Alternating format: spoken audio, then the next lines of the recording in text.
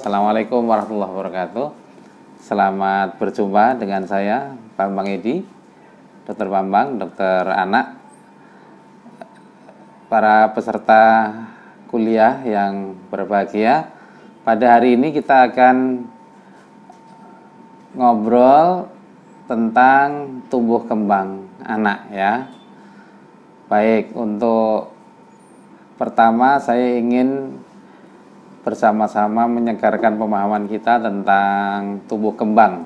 Apa itu tumbuh kembang anak ya? Jadi tumbuh kembang itu sebenarnya dua konsep yang berbeda, yaitu pertumbuhan dan perkembangan.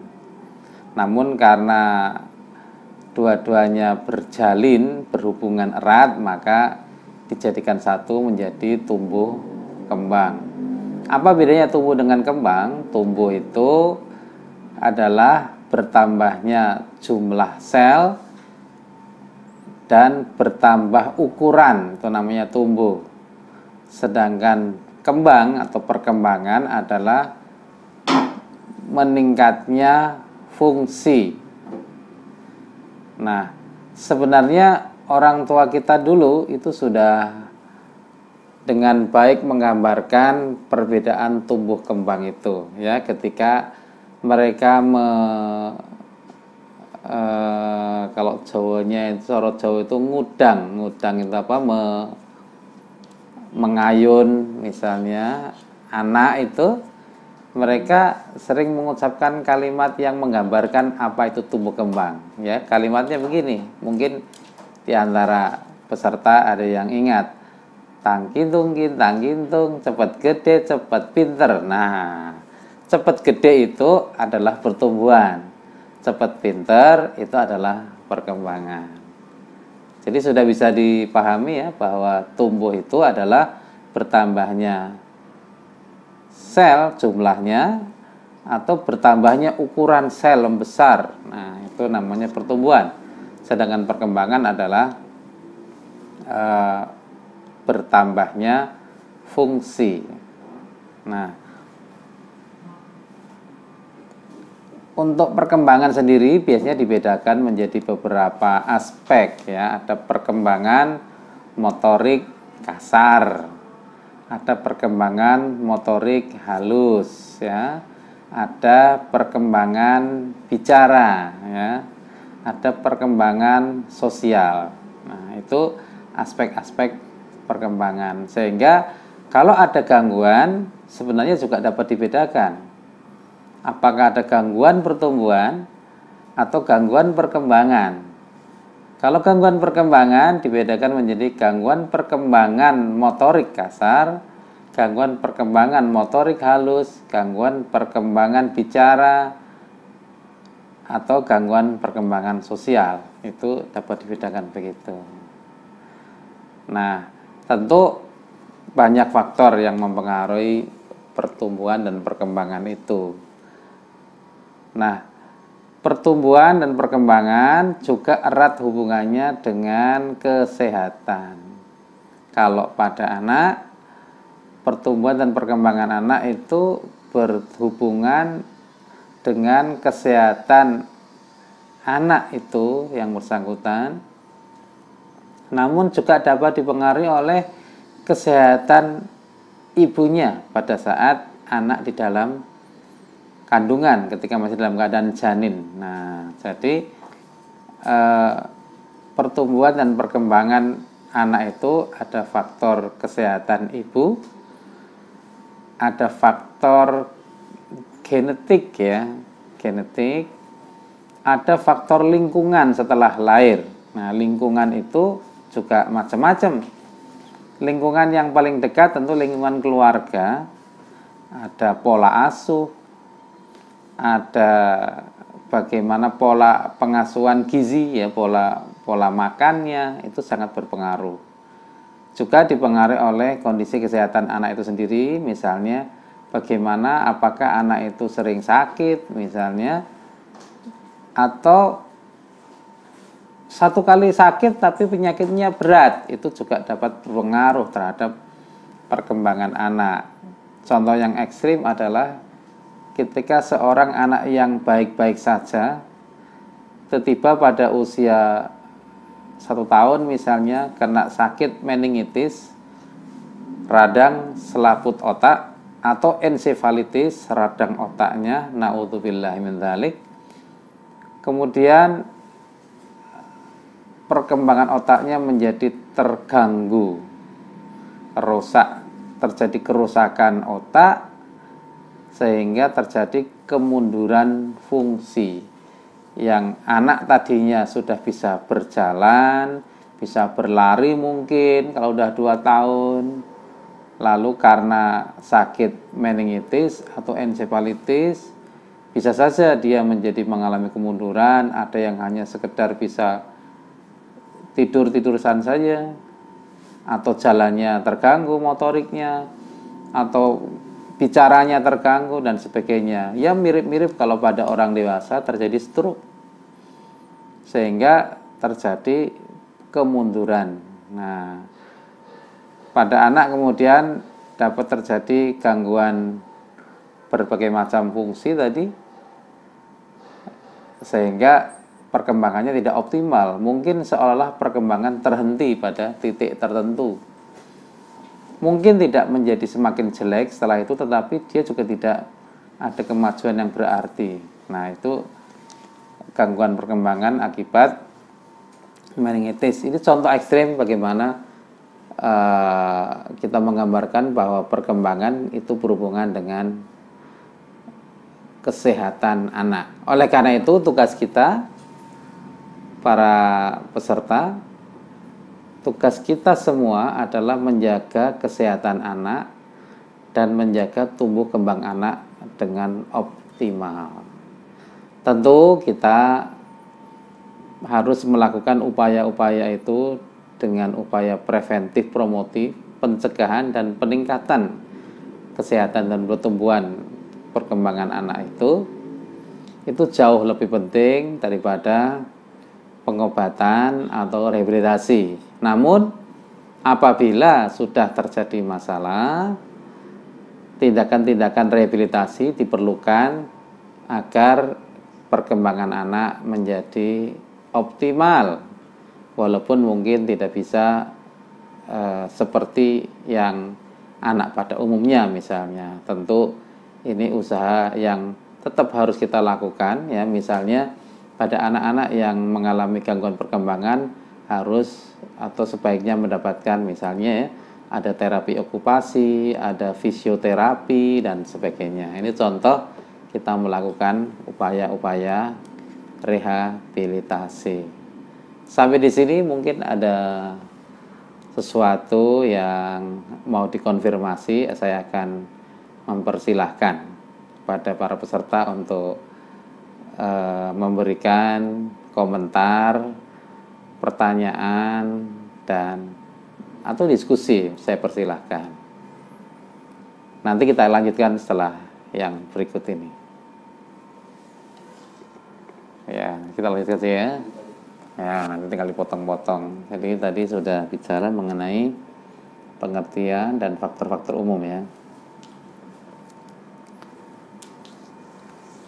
Nah, baik, kita lanjutkan ya. Tentang hubungan antara tumbuh kembang dengan gizi. Nah, ini menarik karena sekarang juga lagi booming isu tentang stunting. Apa itu stunting? Stunting itu adalah perawakan yang pendek ya. Namun sebenarnya tidak semua pendek adalah stunting. Nah, stunting itu adalah perawakan yang pendek dan disebabkan oleh persoalan atau masalah gizi ya. Jadi anak tidak mendapatkan gizi yang seharusnya, lalu dia menjadi malnutrisi dan pada jangka yang panjang dia menjadi stunting. Bagaimana ceritanya? Anak tidak mendapat gizi yang baik, ini bagaimana?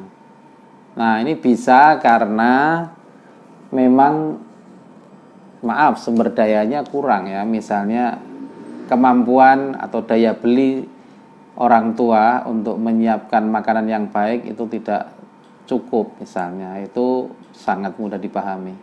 Namun ada juga masalah-masalah yang berhubungan dengan mispersepsi, ketidaktahuan, kesalahan konsep, semacam itulah. Misalnya saya punya cerita, bisa dibayangkan para peserta, ada seorang anak yang diperiksakan ke klinik saya, ke klinik kami, dengan keluhan batuk pilek mungkin, atau ya seperti itulah penyakit biasa. Namun setelah saya lihat, ternyata dia juga mengalami masalah pertumbuhan. Masalah pertumbuhan. Loh, gimana? Wong 1 tahun usianya, tapi berat badannya ternyata baru sekitar 6 kilo. Padahal berat badan lahirnya normal. Di atas 2,5 kilo kan berat badan lahir yang normal batasnya ya, 2,5 kilogram masih normal, 3 kilogram normal, 3,5 kilogram normal, 4 kilogram baru dikatakan bayi yang besar ya. Jadi kalau 2,5 sampai 4 kilo itu sebenarnya termasuk berat badan normal lahirnya. Namun pada usia 1 tahun ketika dia periksa, ternyata berat badannya baru berapa? Baru 6 atau 6,5 kilo, saya agak lupa. Nah, ini tentu sangat kurang. Nah, padahal harusnya kan kalau umur 1 tahun kira-kira pertumbuhannya itu berat badan menjadi 3 kali berat badan lahir. Jadi kalau dia lahirnya 3 kilo, harusnya pada umur 1 tahun lebih kurang adalah 9 kilo. Pada usia 2 tahun seharusnya 12 kilogram. Nah, namun anak ini, anak itu batasnya 1 tahun ya, kalau di bawah 1 tahun namanya bayi. Anak ini tadi sudah 1 tahun, berat badannya masih sekitar 6 kilo dengan berat badan lahir yang normal, berarti kan tumbuhnya kurang. Nah, ternyata setelah saya anamnesis atau saya wawancara kepada orang tuanya, ternyata Pak, orang tua belum memberikan lauk pada makanan anaknya ini sebelum usia 9 bulan. Jadi artinya pada saat usia 6 bulan sampai 9 bulan ketika dia mendapatkan MPASI, makanan pendamping ASI, dia hanya diberi karbohidrat dan sayur, juga buah. Kelihatannya bagus ya, sayur, buah itu cukup, tapi itu menjadi sangat kurang karena protein dan lemak itu diperlukan untuk pembangunan sel, tadi pertumbuhan sel, sehingga tidak tumbuh, berat badannya kurang. Kalau ini berlanjut sampai dengan usia 2 tahun dengan pola makan yang keliru, itu sangat rawan menimbulkan masalah stunting yang sulit diperbaiki ketika sudah umur 2 tahun. Jadi stunting itu nanti kita bicarakan lebih lanjut. Kesempatan untuk memperbaiki itu pada usia maksimal 2 tahun sebenarnya. Kalau sudah 2 tahun sudah relatif sulit, meskipun tetap kita harus berusaha. Ya, tapi kalau sudah 2 tahun sulit. Maka kita mengenal ada istilah 1000 hari pertama kehidupan. 1000 hari pertama kehidupan itu dihitung dari 9 bulan di dalam kandungan. Jadi selama janin, anak dalam keadaan di dalam janin, di dalam kandungan sebagai janin 9 bulan ditambah dengan 2 tahun kehidupan pertama sampai dengan umur 2 tahun, itu namanya 1000 hari pertama kehidupan. Itu adalah masa-masa emas pertumbuhan dan perkembangan, terutama otak. Perkembangan otak itu sangat baik pada masa intrauterin di dalam kandungan, ditambah dengan beberapa bulan saja sebenarnya dalam usia kehidupan anak. Oke, maksimal sampai 2 tahun kita masih bisa mengharapkan pertumbuhan dan perkembangan itu dapat kita bina dengan baik. Nah, artinya kalau sudah lewat itu sudah repot, sudah sangat sulit kita harapkan. Nah, jadi itu yang harus kita perhatikan pada 2 tahun pertama. Maka tadi kembali ke contoh masalah tadi, jangan sampai anak kita mendapatkan gizi yang keliru pada masa-masa awal pemberian MPASI. Dan sebelumnya tentu pemberian ASI eksklusif menjadi sangat penting untuk pertumbuhan dan perkembangan anak, karena juga berpengaruh terhadap kecerdasan anak juga. Nah, maka pesan saya tetap ASI yang eksklusif, MPASI yang tepat pas 6 bulan, jangan lebih jangan kurang diberikan. Komposisinya langsung lengkap. Jadi kenalkan semua macam lauk pauk, protein hewani. Jangan takut.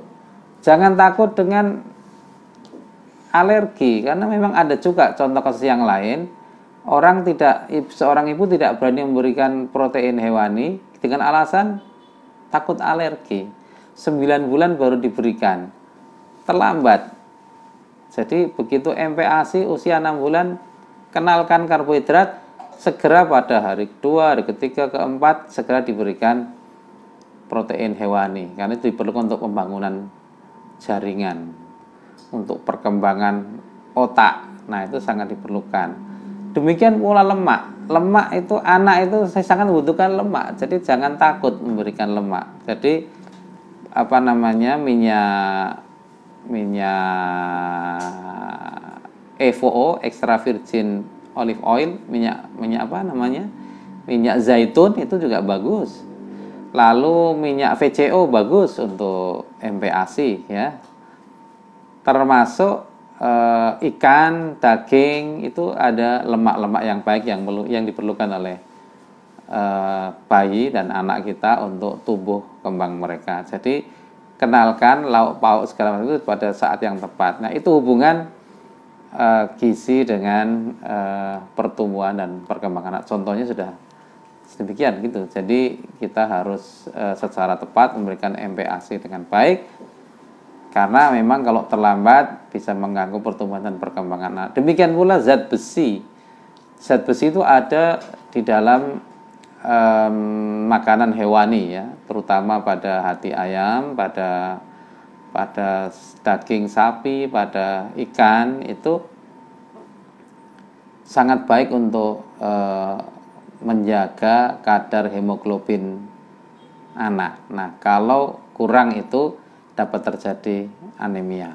Nah, anemia sangat penting karena juga akan berpengaruh terhadap perkembangan anak. Gangguan kognitif dapat terjadi akibat anemia atau kadar hemoglobin yang kurang, atau jumlah sel darah merah yang kurang akibat kurang zat besi yang paling banyak.